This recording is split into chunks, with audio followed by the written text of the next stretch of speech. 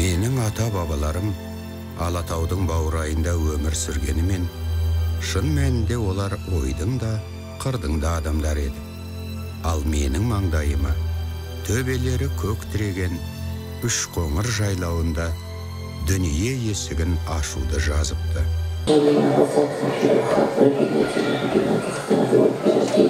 Бірінші рет ұшаққа отырғанда да емес, ең алғаш рет.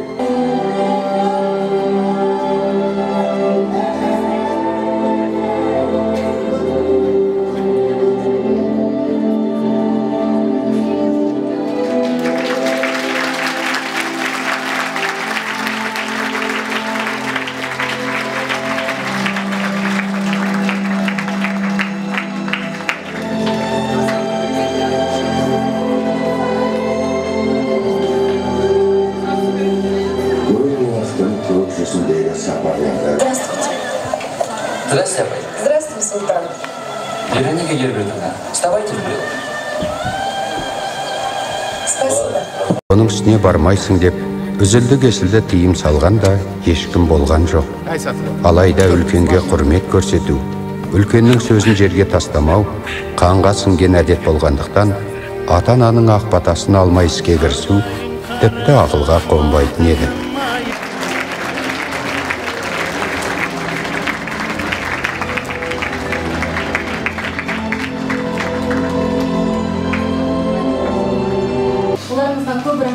Бүгін қонақтарымыз құрметті қонағымыз белгілі әнші, кино актер Нұрлан.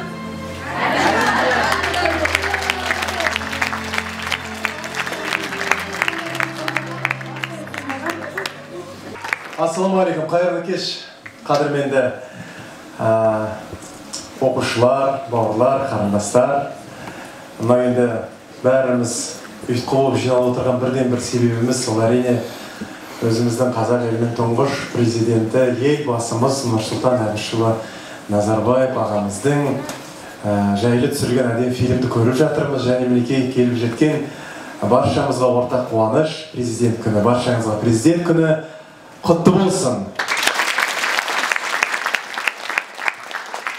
Елбасымыздың 100 қадам деген бағыты бар екен, соны жүзеге асырып жүрген осы ұлан байтақ еліміздің ұлдары, қыздары жасай берсін деген ниетпен рұқсат болса құттықтауға рұқсат етіңіздер.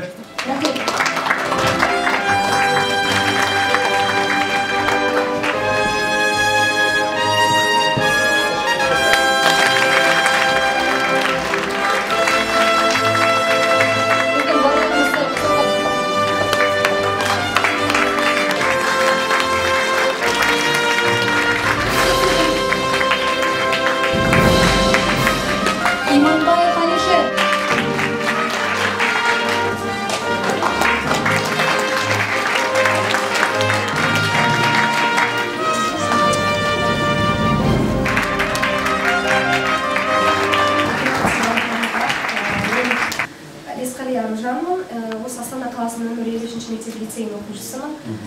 Осыдан қанша жыл бұрын сіз ағайынды телесериалда түскен болатынсыз. Сол сериалдан кейін танымалдығыңыз артып, сол кезде мен сізден қолдау алған болатынмын. Кішкентай кезімде. Енді сізді осы барлық 6-7 жыл өтті бері. Халық сізді кәдімгі қарапайым адам сияқты біледі. Енді осы президенттің рөлін сомдап киноға түскеннен кейін өміріңіз қалай өзгерді? Өмірім Нұрлан, сол Нұрлан баяғы. Танымалдық әрине артты. Егер танымалдық жағынан болса, танымалдық әрине әр фильм арттырады. Әрбір мына кездесудің өзі арттырады. Сіздердің қазіргі жарық өткен Инстаграмның өзі бір адамның өзі қосып атады кейде подписчик қылып. Сондықтан әрбір кездесу, әрбір барлығы тектен тек емес. Оның барлығы ана құдіреттің қалауымен ғой, барлық не болса да. Бұл фильмнің өзінше үлес қосты. Айтарлықтай өмірімде үлкен үлестер қосып. Менің жалпы енді актер ретінде үлкен қуанатын тұсым, бұл фильмге 4 жыл, 5 жыл қатарымен бірақ түстік.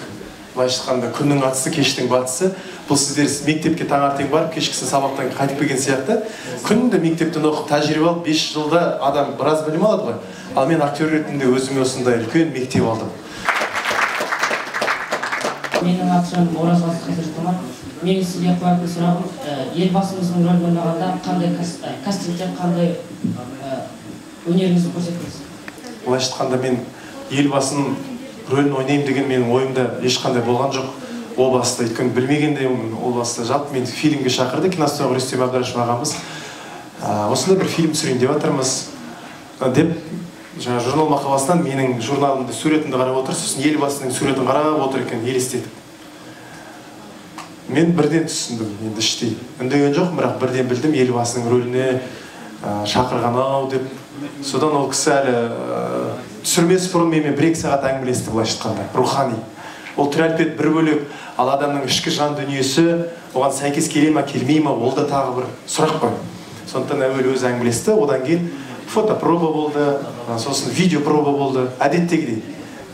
Кастинг дейді бізде. Соның барлығы жүріп, үлкен сахналарды ойнап, одан кейін бекітті.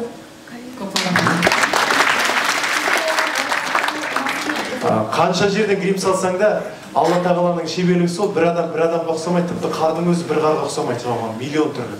Ал бұл тіпті адам, ол кісі былай, былай мысалы. Сондықтан да бұл жерде түрәлпет емес, ішкі ол кісінің өмірге деген бақытын, мақсатын сол кісінің жанын беруге мейлінше біз салдық. Ол кісінің дауысын, сөйлеунесін ол пародия болып кетеді. Сондықтан да біз жай ғана сол кісі елбасы деп отырып, сол кісінің өмір жолын баяндап өттік қой, былайша айтқанда. Сол.